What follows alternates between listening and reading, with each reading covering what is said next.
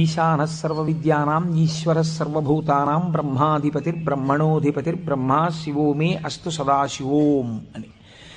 సర్వమంగళములకు కారణమైనటువంటి వాడు, సర్వ జగన్నియామకుడు, సృష్టి స్థితి లయలు చేసేటటువంటి వాడు తానొక్కడే అయి ఉండి, కానీ సృష్టి చేసినప్పుడు ఒకడిగా, స్థితికారకుడిగా ఉన్నప్పుడు ఒకడిగా, లయకారకుడిగా ఉన్నప్పుడు ఒకడిగా, మూడుగా కనపడుతూ ఆయన యొక్క అనుగ్రహము చేత జ్ఞానము కలిగినప్పుడు అవి మూడు కావు ఒక్కటే అన్న జ్ఞానము ఎవరి నుంచి ప్రసరిస్తుందో ఆయన మహేశ్వరుడు.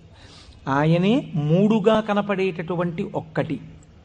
అందుకే పోతన గారు భాగవతంలో ఒక చోట ఒక మాట అంటారు, మూడు మూర్తులకును మూడు రూపములకు మూడు కాలములకు మూలమగుచు భేదమగుచు తుతి కభేదమయ్యొప్పారు బ్రహ్మమనగ నీవే పాలనయన అని పిలుస్తారు. మూడు రూపములకు